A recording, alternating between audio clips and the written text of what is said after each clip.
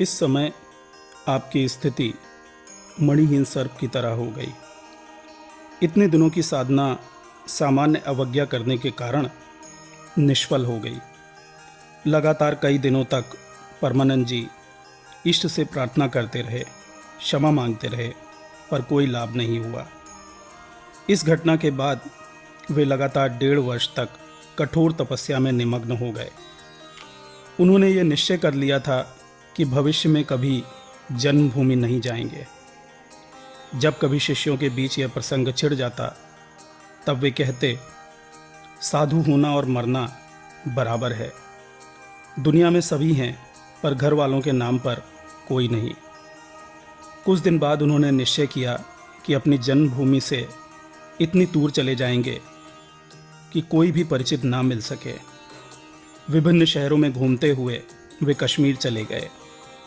कश्मीर में उन दिनों भयंकर ठंड पड़ रही थी। उनके पास पर्याप्त वस्त्र नहीं थे। एकाएक इष्ट से आदेश मिला, यहाँ से तुरंत रवाना हो जाओ और सीधे चित्रकूट चले जाओ। वे चित्रकूट चले गए। कुछ दिनों तक यहाँ रहकर भजन करते रहे। एक दिन पुनः आदेश मिला, अब अनसुईया आश्रम में जाकर स्थायी रूप से भजन करो, तुम्हें वहीं सिद्धि प्राप्त होगी। इष्ट देव के अनुसार वे वहीं तपस्या करने लगे। भोजन के अभाव में उनका स्वास्थ्य खराब होने लगा। 15वें दिन आखिरकार वे कह ही उठे, जब यह शरीर ही नहीं रहेगा तो भजन कौन करेगा। पता नहीं क्यों इस उजाड़ खंड में लाके पटक दिया है। ऐसा कहने पर उन्हें आदेश मिला, कल से खाद्य सामग्री ग्रहण कर सकते हो, प्रबंध कर दिया जाएगा। दूसरे दिन उन्होंने देखा कि सीढ़ियों पर खाद्य सामग्री रखी है। वे नित्य उसे ग्रहण करने लगे। अनसुईया आश्रम घोर जंगल में होने के कारण यहाँ डाकुओं का गिरोह बेखटक विचरण करता था। तीर्थयात्री कभी नहीं आते थे। जंगली जातियाँ लकड़ी, शहद आदि की तलाश में गिरोह के रूप में आती थी। सारे इलाके में हिंसक पशुओं का बोलबाला था। परमानंद जी जिस स्थान पर आसन लगाकर साधना करते थे, ठीक उसी के नीचे नदी के किनारे एक दिन कई डाकू आए। वे वहां बैठकर लूट के माल का बंटवारा करने लगे। आपस में बातचीत करते समय एक डाकू की नज़र परमानंद जी पर पड़ी। अरे, यह बाबा यहाँ कब से आकर रहने लगा। रहने दो, अपना क्या जाता है। वे पीने के लिए शरबत बना रहे थे। उनमें से एक ने कहा, एक गिलास शरबत बाबा जी को दे आओ। दूसरे ने कहा, तुम्हें गरज है तो जाओ, मैं नहीं जाऊंगा। सिफारिश करने वाला एक गिलास शरबत लेकर परमानंद जी के पास आया तो उन्होंने कहा, मैं चोरी की रकम का शरबत नहीं पीता। इतना सुनना था कि एक डाकू लाठी लेकर नीचे से ऊपर आपको मारने के लिए आया। शरबत देने वाले डाकू ने उसकी लाठी पकड़ ली। उसने कहा, हमारा काम था पूछना। मारने वाले ने कहा, हमें चोर कह रहा है। दूसरे दिन शरबत देने वाला डाकू आया और कहा, महाराज, हम लोग अपराधी हैं, कल हमसे भूल हो गई, हमें क्षमा कर दें। बात क्या है जो सवेरे सवेरे क्षमा मांगने चले आए। मेरा जो साथी आपको मारने को तैयार हुआ था, वह यहाँ से जाते ही बीमार हो गया। स्थिति ठीक नहीं है। मेरा विश्वास है कि आपके साथ अभद्रता करने के कारण ही वह बीमार हुआ है। उसे क्षमा कर दें। परमानंद जी ने कहा, लो, यह विभूति ले जाकर उसे अभी खिला दो, वह ठीक हो जाएगा। कुछ दिन बाद आपको मारने वाला डाकू आया और अपने कुकृत्य के लिए आपसे क्षमा मांगने लगा। बाद में उसने प्रतिज्ञा की कि भविष्य में डकैती नहीं करेगा। इस घटना का प्रभाव उसके साथियों पर भी पड़ा। आगे चलकर उन लोगों ने डाका डालना बंद कर दिया। चित्रकूट के आसपास कोल भील की बस्ती है। जंगली जातियां संतों का महत्व नहीं समझती। एक बार कुछ कोल भील शहद की तलाश में आश्रम के पास आए। इन्हें देखते ही परमानंद जी ने कहा, आश्रम के समीप शहद मत तोड़ो। वे लोग कुछ दूर आगे बढ़कर एक पेड़ पर चढ़ने लगे। जो व्यक्ति बांस लेकर चढ़ रहा था, सहसा उसमें आग लग गई। उसे चिल्लाते देख दूसरा उसे बचाने के लिए ऊपर चढ़ने लगा तो न जाने कहाँ से एक सांप फन उठाए निकल आया।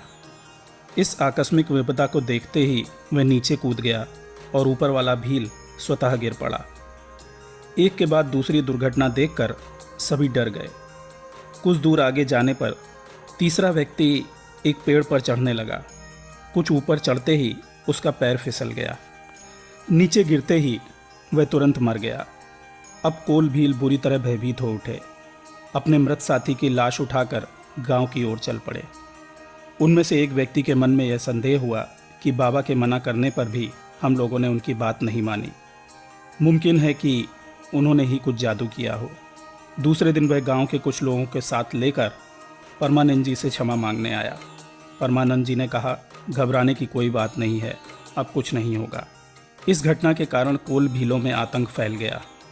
जो लोग परमानंद जी को उपेक्षा की दृष्टि से देखते थे, वे अब श्रद्धा भक्ति करने लगे।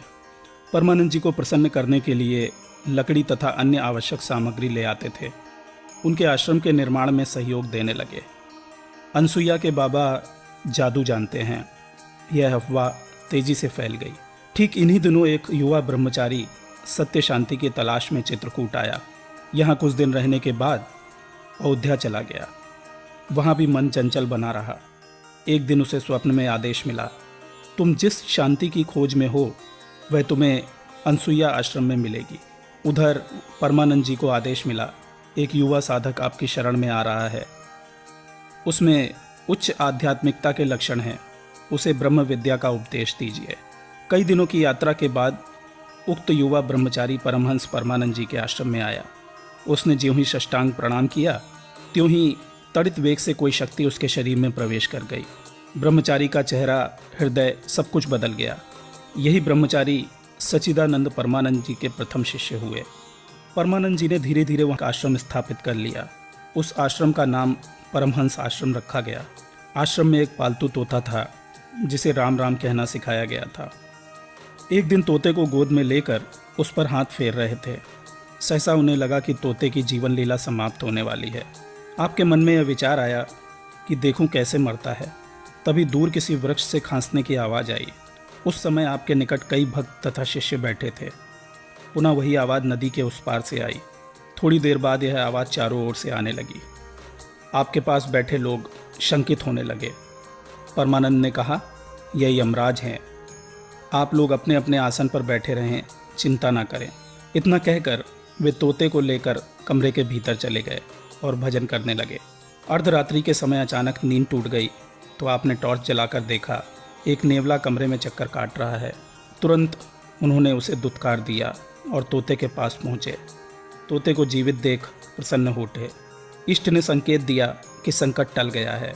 दूसरे दिन जब तोता अपने आप सीताराम कहने लगा तो आप बिगड़ते हुए बोले, कल चुप क्यों रहा, कल यही नाम ले लेता तो संकट टल जाता।